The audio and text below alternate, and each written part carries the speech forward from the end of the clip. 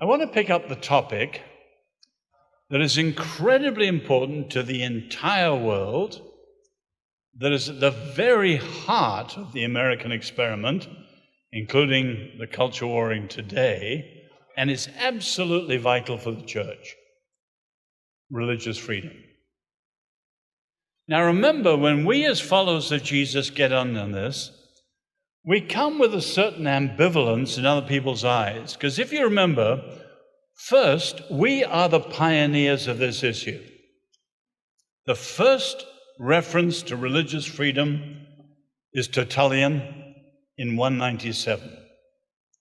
The second, amazingly, is by Lactantius, another Christian writer. But that's incredibly important because he was tutor to the Emperor Constantine's son.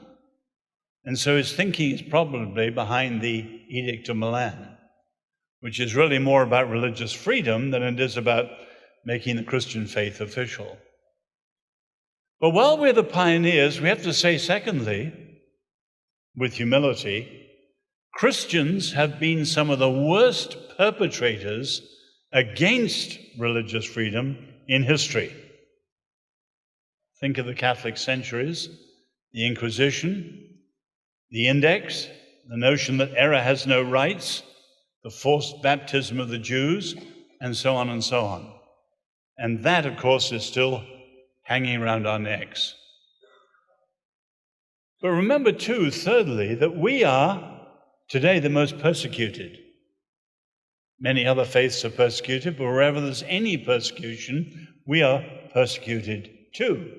Put those together, and you can see that in many people's eyes, it gets a little jumbled between our self-interest at various points, and we have to speak with great clarity and great humility. I want to argue that while this issue is at the heart of the current culture warring, including, say, the transgender issue today, we have not, in the last few years, been going about it as we should. And I believe we need to enlarge the issue so that people see it in its worldwide context, and we are heard to be giving a constructive answer, and an answer not only in defense of ourselves, but in defense of religious freedom for others. In other words, for the common good and for everyone. But more of that as we get into it. First of all, though, to enlarge it, why is the issue so important for the world?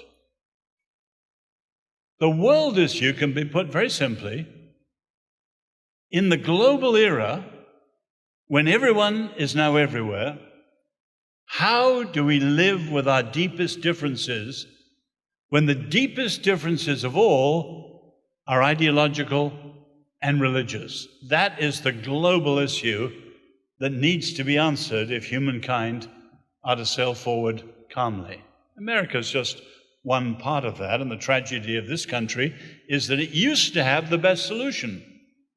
But at the very moment this has become a world issue, people look at America, and the American culture wars are about as bad as any other Western nation, and America is simply not showing the way forward for the world.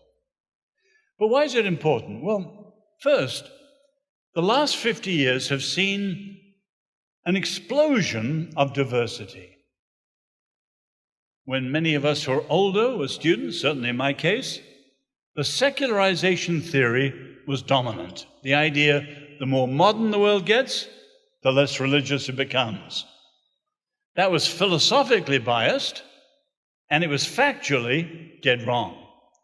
And it began to unravel with the Iranian Revolution. But since then, there's been an enormous agreement in many, many parts of the world that religion is as furiously alive as ever. And now, particularly, has a demand for public expressions, including politics.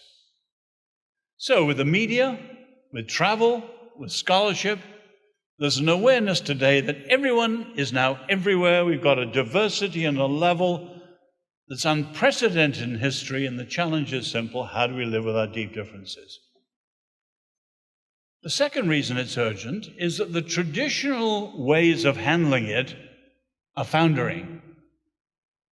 If you stop the clock about 1950, many of the Western ways reflected settlements on religion and public life which went back centuries.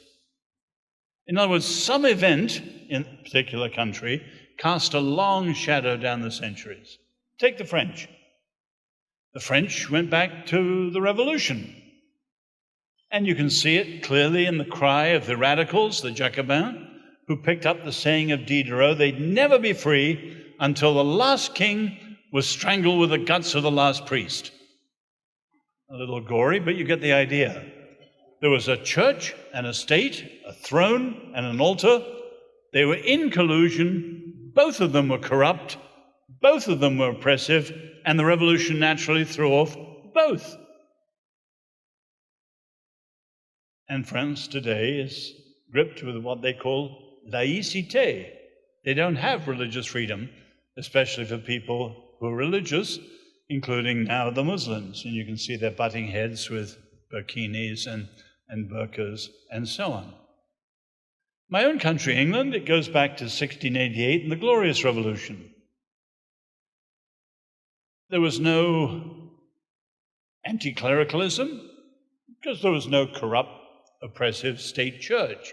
And England's never had the militant anti-clericalism and atheism of France, but it's a state church, and nobody really likes state churches, and so over 200 years and more, it has faded away. And today, the Church of England is theologically weak, spiritually weak, and culturally and politically very weak, with enormous pressures from both Islam and secularism.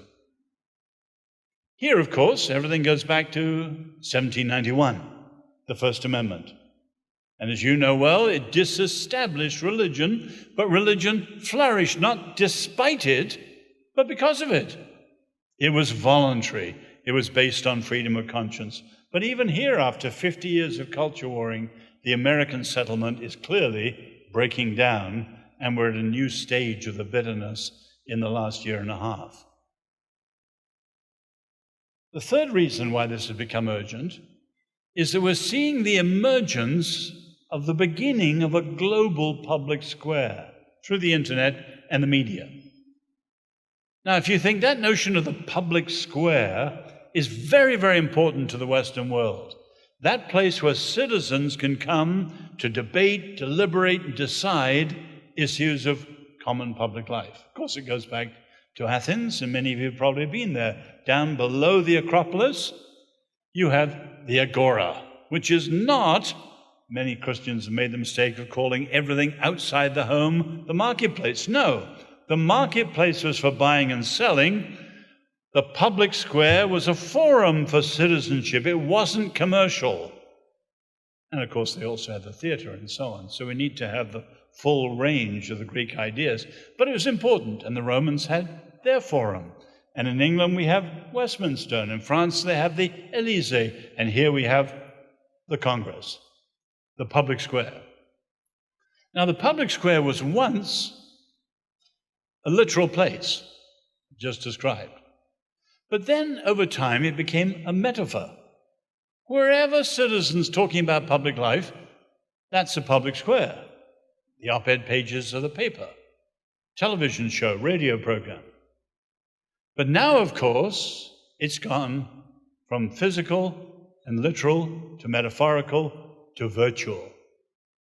And anyone thinking of the last years, you can think, say, of the responses to Salman Rushdie's novel, Satanic Verses, or to the Danish cartoons, or to the Pope's speech at Regensburg, and so on and so on. In other words, even if we're not speaking to the world today, we can be heard by the world, and the world can organize its response, sometimes violent. And you can see in this country how the social media have led to a degradation of civility, a degradation of political speech. And as soon as you have, for example, anonymous screen names, the blogs immediately descend down to barbaric discourse. Who cares? Because you're anonymous and there's no accountability. And you can see our challenge in a country like this one, with a democratic republic, let alone other democracies, let alone the world, is how do we maintain a civil public square when the public square has begun to go global, and it really matters in terms of conflict and violence. So we need to take seriously. John Kennedy spoke about making a world safe for diversity, and clearly we're a lot further from that than we were when he said that in 1963. Secondly, though, go on to think why religious freedom is absolutely critical to answering that question. Religious freedom today isn't very honored. I'll come to that later. It's often dismissed, for example, as freedom for the religious. Many people, I've heard lawyers in Washington call it a constitutional redundancy, rather like the appendix in the body. You can live without your appendix, and we can live without the First Amendment religion clauses. And so it goes. So we need to be apologists, spokesmen, advocates on behalf of religious freedom and why it matters. And put simply, there are three broad arguments. The first is the three core political rights: freedom of conscience, freedom of speech, freedom of assembly or association. There's no hierarchy. They're interlocking. But you can see the deepest of them logically and historically is freedom of conscience and religious freedom. In other words, freedom of association. You want the freedom to get together with people who believe the same things as you do because you want to say something to them. You're not there for a hug-in. You're there to say things to people you share important things with. In other words, freedom of association assumes and requires freedom of speech. But equally, while you're free to talk about anything when you're together, and you might even want to talk about the weather, what matters to freedom of speech is freedom of conscience. You want to talk freely about those things that you believe as ultimate and true and good and just and so on, because you are bound by the dictates of conscience. And I was saying earlier, freedom of conscience is very different from freedom of choice. Freedom of choice is autonomous. Choose what you like. Pick and choose what you like. It's your preference. Do whatever you like. Freedom of conscience is respected because you can do no other. You are bound by the dictates of conscience. You're not free because you believe these things are true, are human, are good, are just, or whatever it is, and bound by the dictates of conscience, other people respect your right to believe what it is that you believe. So, by any standards, and the framers understood this well, it was called the first freedom. But secondly, freedom of conscience is critical to a healthy civil society. You know the discussion over the last 300 or 400 years.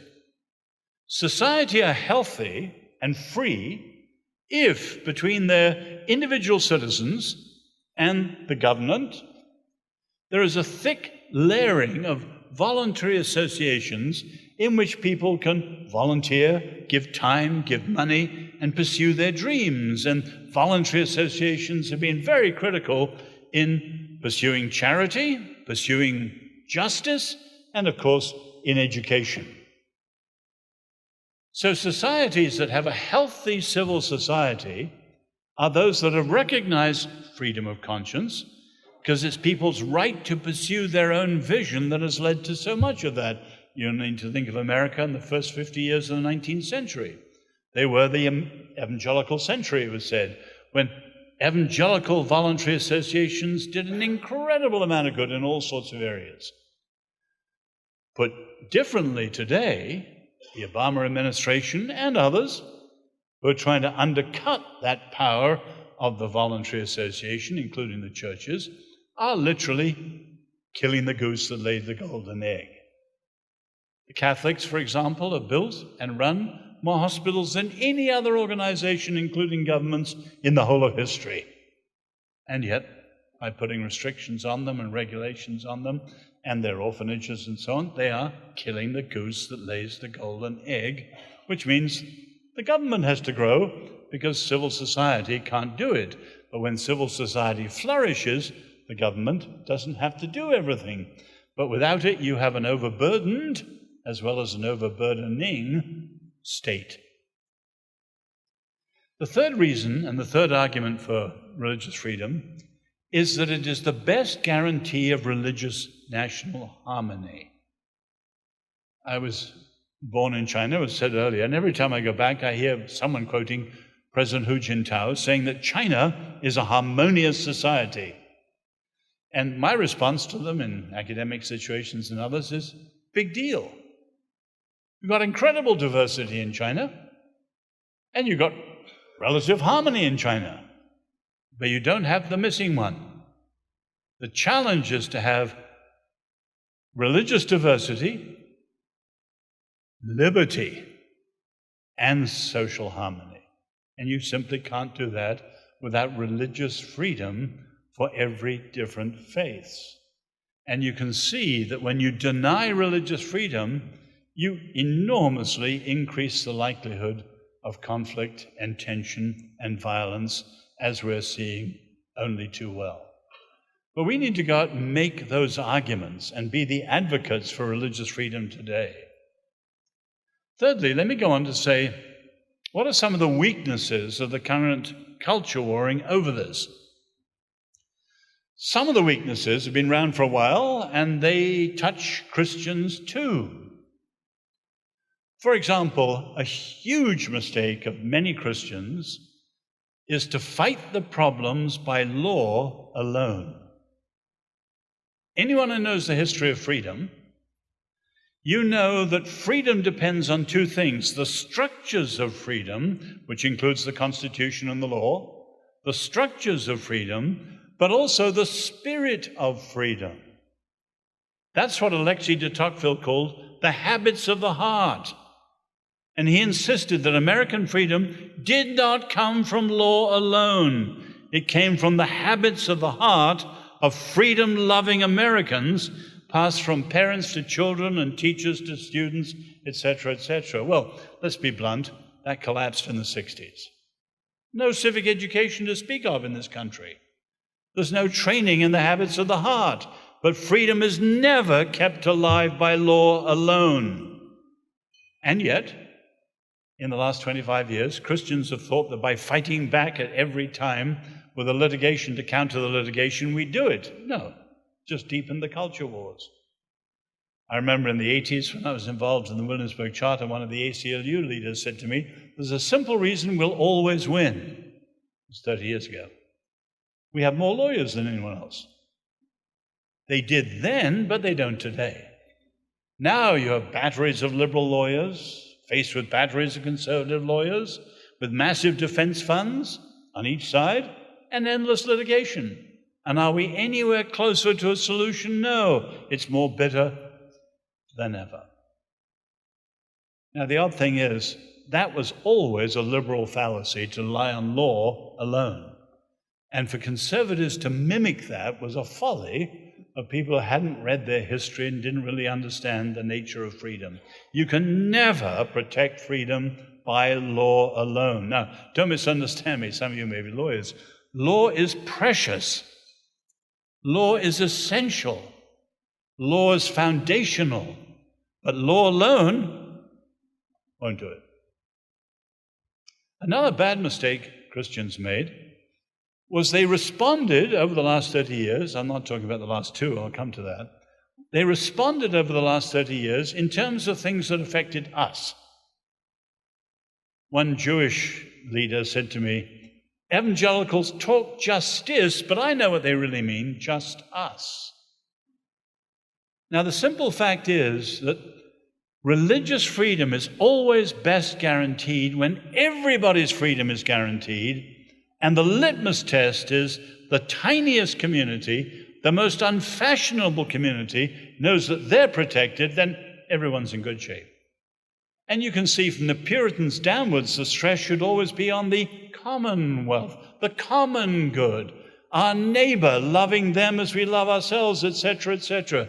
And Christians thinking, oh no, this offends us, this, whatever. They made a great mistake. We should have been out there fighting for everybody all the time and the common good, and then our own rights would have been stronger too. But of course, in the last administration, this administration, we have had unprecedented assaults on religious freedom. I call some of them the great reducers. And you can see how even the President and the Secretary of State, Hillary then, reduced religious freedom to freedom of worship. And for the first several years, that's how they'd refer to it.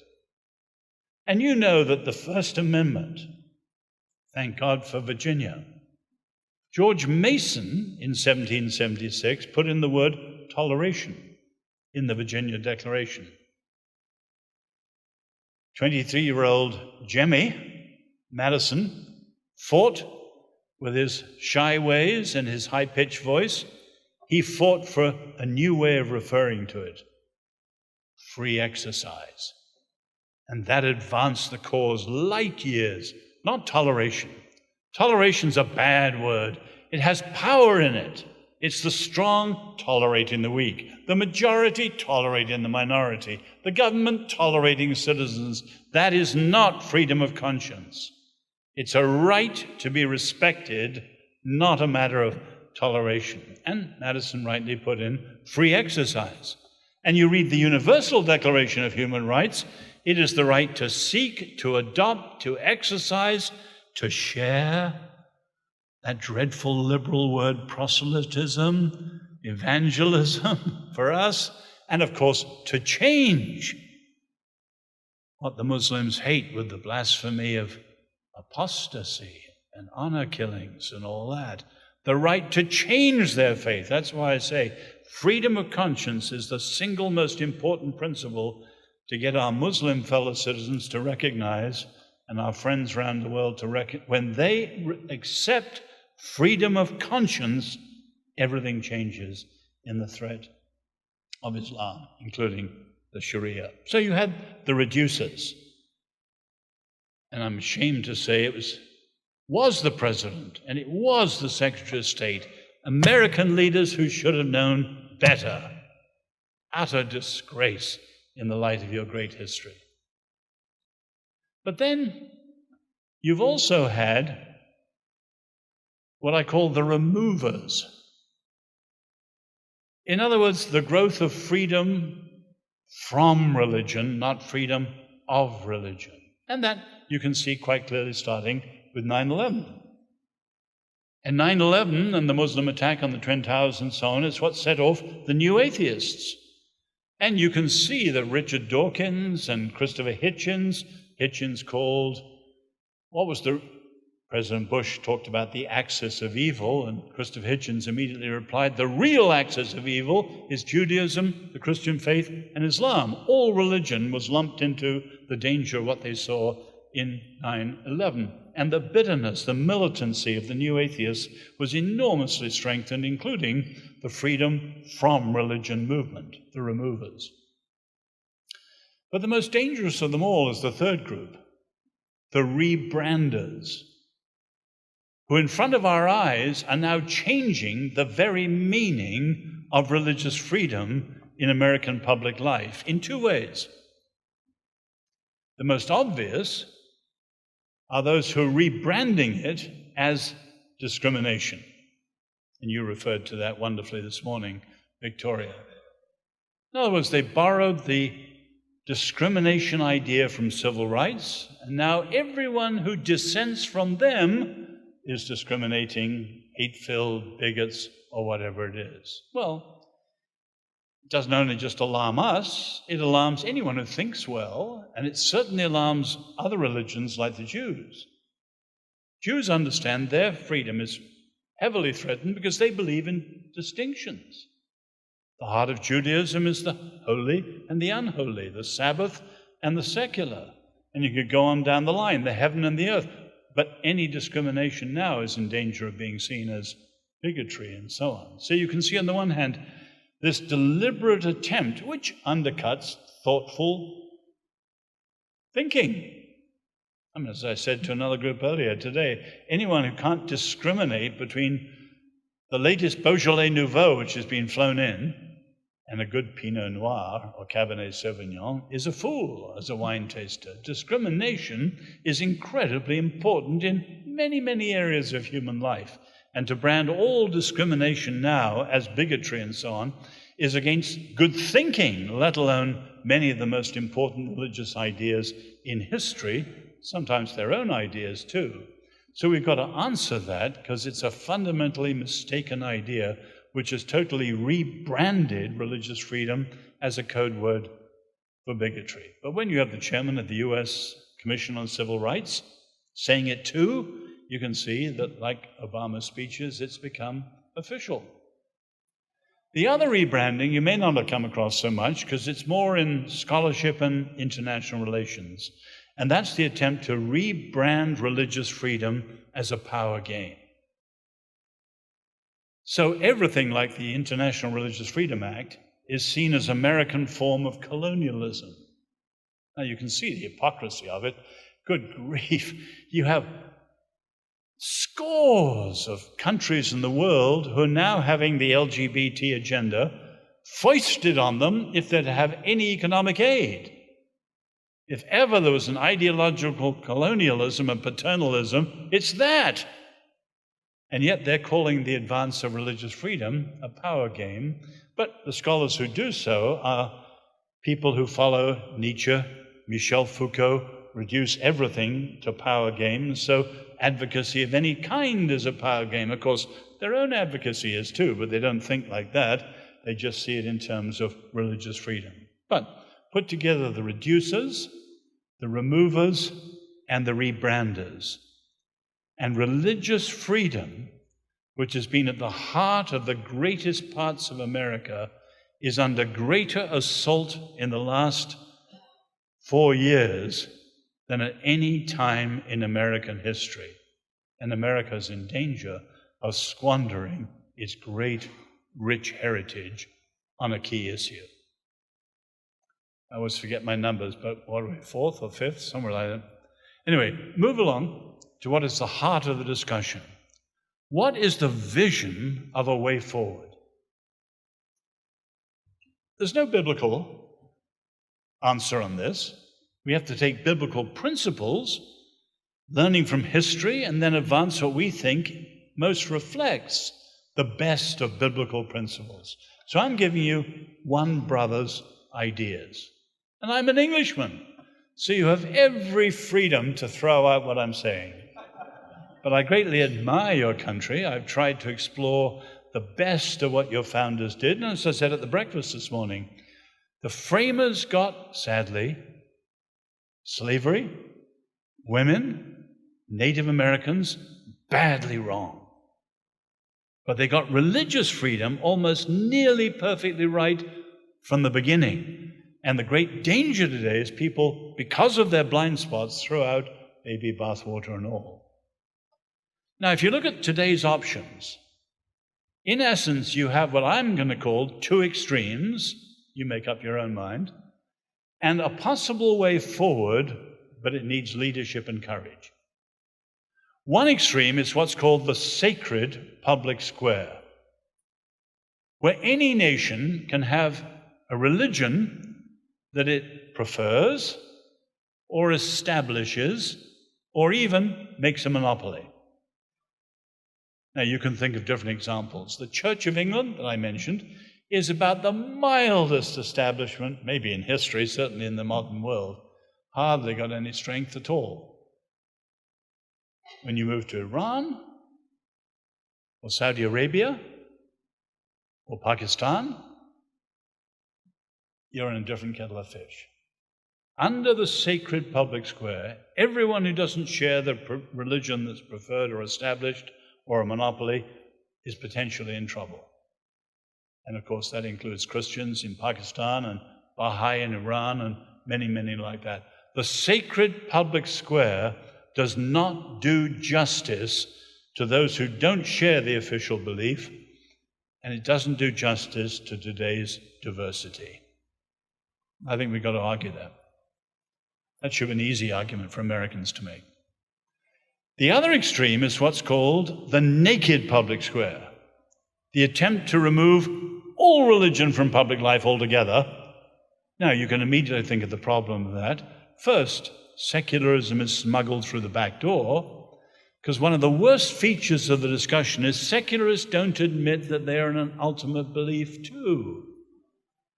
And we have to say that religious freedom, freedom of conscience, is freedom for all ultimate beliefs, transcendent or naturalistic, and that includes secularists too. They too are a belief. But more importantly, the naked public square is equally unjust because it doesn't include the great diversity of all the world's religions, and more than 80% of the world are religious. And I'm grateful for certain atheists, such as, say, Jürgen Habermas, who argues as an atheist that for liberals to exclude religious voices in public life is highly illiberal. Now we know that liberalism is becoming illiberal at a lot of places today, like the ones I mentioned a few minutes ago. But thank God for atheists who can see that and stand for a more liberal view that grants freedom for religious voices in the public square. On the gay issue, for instance, thank God for voices like Andrew Sullivan or Jonathan Rauch, who are strongly pro-gay, but they do not believe that their freedom means the stifling of the conscientious objection of Jews and Christians. And we need to see who are really our co-belligerents on issues like that, and that not every gay, not every atheist is opposed to us on some of these important issues. But I would argue that the naked public square is unjust. The sacred public square is unjust in the light of today's debate. What's the alternative? Now, let me be clear. The alternative is utopian. In the literal sense, it's no place. But it is a logical extension of the founders, and it's the vision of a civil public square. What's that? A civil public square is a vision of public life where everybody, on the basis of freedom of conscience, is free to enter and engage public life, freedom of conscience, but, here's the big but, within an agreement of what is just and free for everybody else too.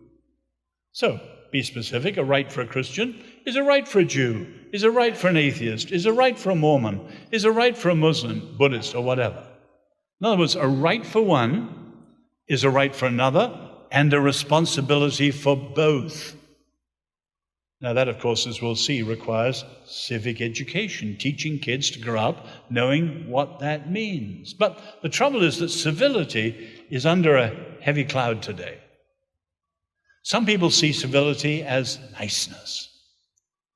We've got to be civil. We've all got to be nice to each other and pretend there's no real differences and hope we'll have some kumbaya moment. All Americans will love each other in a big pile in the middle. What utter nonsense. There are no deeper differences than ideological and religious differences. You can talk till you're blue in the face and love till you're exhausted, but the atheist worldview will always be different from, say, a Jewish worldview. They are fundamentally, finally, irreducible. But there is a framework of things that are not religious, not ideological, that are political in terms of rights, responsibilities, and respect, the so-called 3 R's, within which you can have a framework in which we can live civilly, and that's the idea. But my picture of it would not be a sort of kumbaya moment, but the Queensberry rules in boxing. And if you know the history of boxing, it was a drawn-out form of mugging. And they fought, say, 100 rounds. Sometimes one or other of them died, and they'd fight over huge areas like a heath. Incredibly thuggish. But then in the 19th century, the Marquis of Queensberry, one of England's sporting earls, lent his name to the Queensberry rules. And you may hate boxing still, but it's semi-civilized. It put in a ring, under a referee, within rules. And they touch gloves at the beginning, and they don't punch below the belt if they don't want to be disqualified, but they still fight. And there's a winner and loser. That's democracy. Democrats are in, the Republicans hope to throw them out. and so on. That's democracy. You always have winners and losers, and there's always a contest. But within what's called the Articles of Peace, not the Articles of Faith. In other words, the 3 R's: rights, responsibilities, and respect. So, for example, the First Amendment shifted American discourse. In Europe, religion was coercive. In America, it had to become persuasive. No establishment. You couldn't coerce anyone. So you had to persuade them to win their hearts and minds and so on. And one of the assumptions of a civil public square is that we know how to persuade if we want to prevail and so on. But you can see the fear there, and certainly among Christians, is that a civil public square is a call to compromise. Karen Armstrong's Parliament of Compassion, all that sort of nonsense, and a great deal of the ecumenical movement is a call to compromise. And a good Jew and a good faithful Christian will not compromise. We will die rather than say Caesar is Lord or whatever. We will not compromise. But religious freedom is the freedom to be faithful. It is not a compromise. Let me put it like this.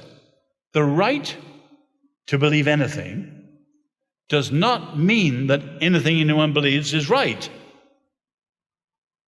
Work that one out. The right to believe anything, that's freedom of conscience. Even God allows us to choose hell rather than coercing us to follow him. He respects our freedom. That's at the heart of the scriptures, unlike Islam. Submission. No. We are free. Take, say, Holman Hunt's famous painting, The Light of the World. The handle is on the inside of the door. How many of you preachers have used that in the past? Deeply, deeply biblical idea. God does not coerce the free people he's made, and freedom of conscience is like the right to believe anything. I have no time for Wicca or Scientology. I think it's one of the most stupid faiths. But Tom Cruise, bless his heart, has the right to believe it based on freedom of conscience. One day he'll answer to the Lord for it, but he has every right to believe it before the Lord and before the First Amendment. But that does not mean the right to believe anything, that anything anyone believes is right. But it means that when we disagree with them, and when we're in political contests, we have to disagree and we want to prevail so that 51% supports what we believe, not what they believe, as it were. We have to be persuasive, but always recognizing their right to believe the crazy things we think they believe, and so on. So there's a huge amount of misunderstanding surrounding civility, and it's at a very low ebb today in the day of the social media. I remember David Brooks is a friend, and I remember asking him when I first got to know him, David, do you read your comments? And David Brooks, remember he writes op-ed pages in the New York Times, he said, I read them for a week. And then he said, I put my assistant on to reading them for me. And then after 2 weeks, I took my assistant off it. They were so terrible. Neither of us read a single thing of the comments now. Well, that's just a tiny window into the incredible incivility, and I'm sure you get it. I've had death threats and all sorts of things because of stands on religious freedom. This is a barbaric culture at the moment when it comes down to the blogs. So we're a long way from civility, but we of all people, and we have Christian reasons. The truth with love, our Lord, truth and grace. We have pioneers like Wilberforce, who's most vilified man in the world, but always loving to his enemies. Practically, one of his enemies died. Wilberforce saw personally the man's widow had a pension. And you can see how Christians down the centuries have been people of truth and grace. None of the dreadful demonizing done by the religious right. And their attempts to do the Lord's work in the world's way have backfired on all of us, and we're all seen like that today. And we've got to recover Christian civility just as America needs to recover American civility. What would it take? Well, it would take, first, leadership.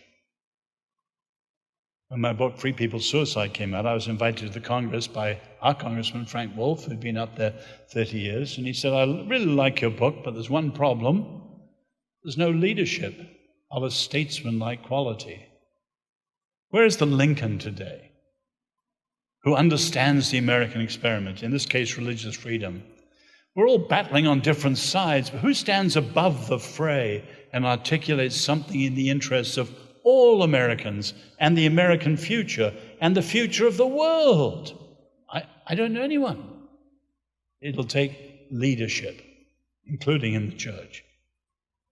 Secondly, it'll take the restoration of civic education. Your earlier motto, e pluribus unum. The unum, through the melting pot and civic education, was sometimes a little coercive.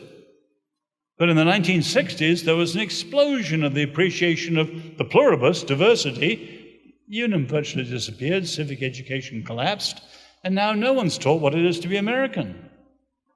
I listen to the immigration debates, all about walls and sanctuary cities and all these things. Nobody says, when you bring them in, how do you teach them to be American? That's where identity comes from. That's where unity is built, with civic education.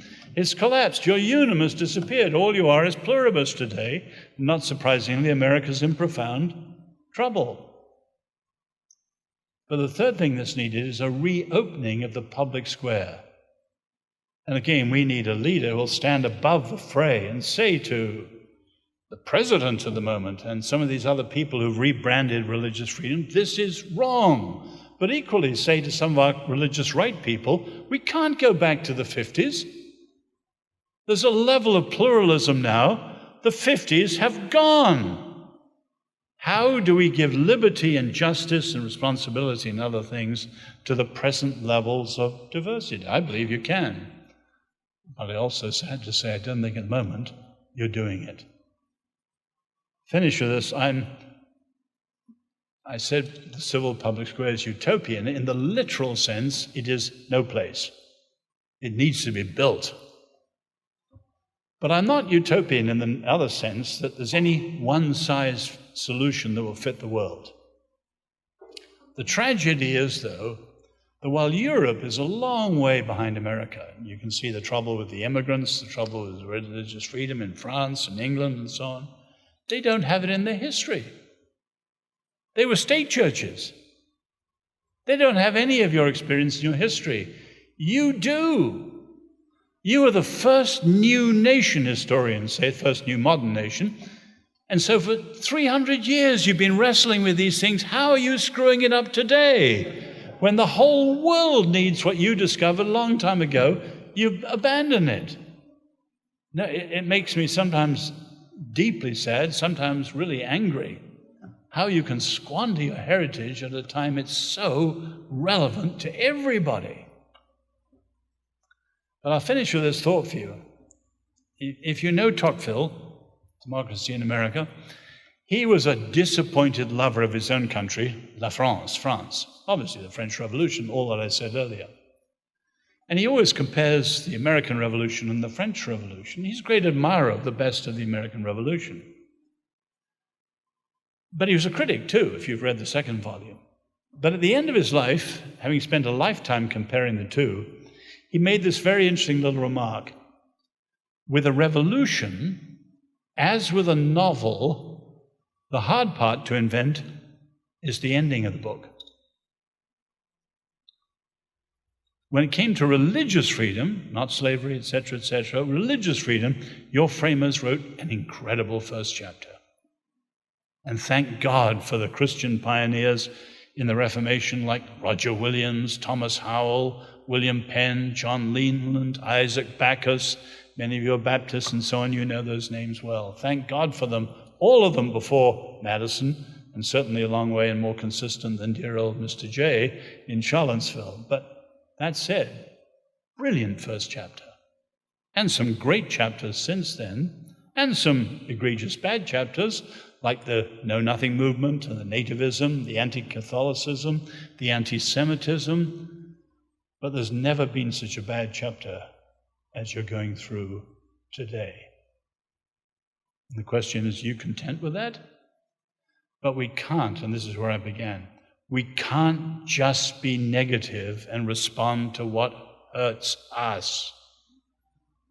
and our part in the culture war, our party in politics, or whatever. Christians surely have got to go out and fight for the highest interests of the American Republic, knowing that this issue is so important for the entire world. You are fighting for the interests of humanity. Can we swing around and be more constructive? I hope we can. Not much of it at the moment, certainly not much in Washington. Anyway, over to you for our time of Q&A.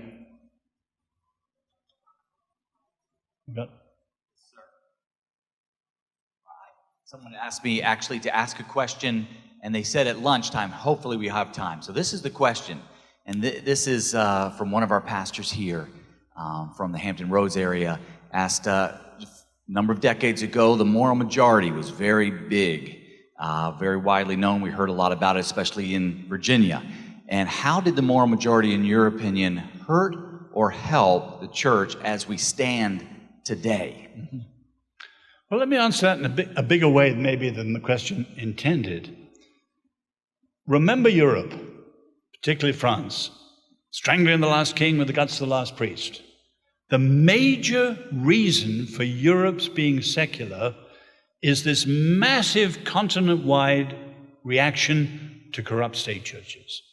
We, and I mean particularly the French and the Catholics and so on, are the reason for European secularity. Now, America never had that, because the genius of the First Amendment never had any reaction. Now let's go evangelical, though. If you look at the 20th century, I quoted earlier the saying of a historian, evangelicals were privately engaging, publicly irrelevant. For 2/3 of the 20th century, evangelicals were pietistic and privatized. They didn't bother to engage very much. They could get away with it because the Jewish Christian consensus was in place. It held things together even when Christians and evangelicals weren't particularly involved. The wake-up year was 1973. Watergate, the most obvious. The OPEC oil crisis, secondly.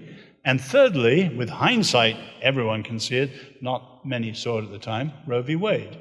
And then 75 was Jerry Falwell, the moral majority. And you've had the Christian Coalition, the Christian wing of the Tea Party since. Now, I would say, though, and I have to be careful, the danger of people have swung from an overly privatized faith, which lacked integration, to an overly politicized faith, which lacked independent Christian thinking. Now, politics isn't wrong, but of course it's not.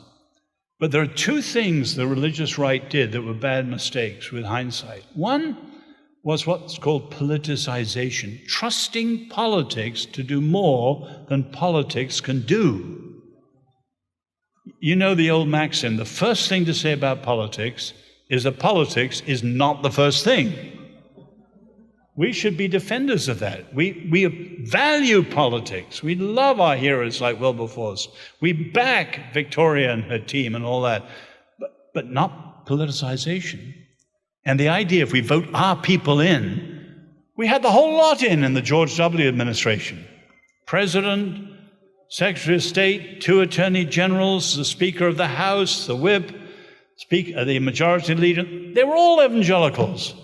And every one of them was later described as inept, and one of them was described as they went to jail for corruption. Getting our people in doesn't do it. Much more than that. The other mistake the religious right made was they did the Lord's work, pro-life, pro-family, lots of good things, but often in the world's way. And it was the demonizing, the stereotyping. You compare what they did to William Wilberforce. That's where the phrase came, the Lord's work in the Lord's way. The means affect the end. You look at Wilberforce, he was so different. He won his enemies, most of them, by the end of his life. Just as Lincoln said, the best way to defeat an enemy is to turn him into your friend. Wilberforce did that practically. The religious right, with the extremes of Pastor Fred Phelps and people, demonized. And now the backlash, we're all paying for it. And it's tragic. So you have in America today the American equivalent, milder, thank God, of the massive revulsion in Europe. So we got to do it the Lord's way, or we won't honor him. Great answer. And we have time for one more question. Oh, dear. There's a young lady right there. One of my biggest challenges in engaging Is I'm the webmaster for our church, and I do a lot of the Facebook, and then I'm active on the Facebook in my private life too, engaging in conversations with people who are atheists and Wiccans across the board. And I have a huge challenge with communicating when there are so many words that mean something different to somebody else. They're on about all these code words and everything. Do you have any insight that you could share on that? I said earlier that we're a cut flower civilization. One way of describing it is America has a huge vacuum under it of sort of chaos of ideas. So you now have, instead of the Jewish and Christian predominance, you have an incredible, bewildering variety of voices. So you have to say, who says, every time. But then you've got a lot of people using the old words in new ways, and freedom's an example of that. And then you've got a lot of people, the third part of the problem, pretending that they still believe the old things, but actually they have no foundation for it at all. In other words, we're in a time of enormous confusion. And this is a decade of clarification. I'm personally glad to see the end of the religious nuns. The religious nuns are the old nominals who now no longer find it fashionable to stay in church, so they leave. Well, God bless them. They should go out. They should stick to whatever they believe. So part of our challenge today, rather like Elijah, the people were sitting on the fence. And his challenge, if Baal is God, follow Baal. And if God is God, follow God. In other words, prophetically addressing truth to power, we should point out, well, sometimes we have to get them to clarify. John Stott, who many of you know by name, he had a wonderfully sharp mind, and my wife will always tell the story against her. We met him. I knew him pretty well, but when we got married, I introduced her to him. We had a picnic in Switzerland, and she was talking away cheerfully, and she said, of course, John, less is more. And John just, Jenny, what precisely do you mean? She went, it was a cliche. Everyone was saying that sort of thing. She didn't mean anything if she was really pressed. We've got to do that to a lot of our friends. We've got to do the Elijah thing. I often say when I was a student, Bertrand Russell claimed to believe in human dignity. But you have the atheist philosophers now, like John Gray, the famous author of Straw Dogs, who says atheists who believe in human dignity, inalienable dignity, are parasites on the Christian faith. He's right, on the Jewish and Christian faith. In other words, they don't believe in the image of God. Why are humans more than animals or machines or chance or whatever? So we should prophetically address truth to power. What do you mean? Do you really have a right to what you're saying? And what is the right? And when they begin to feel their dilemma, you can say, well, there's another way of doing it. In the good news of Jesus, you have foundation for that, etc. So we need an Elijah-like prophetic ministry today. Thank you.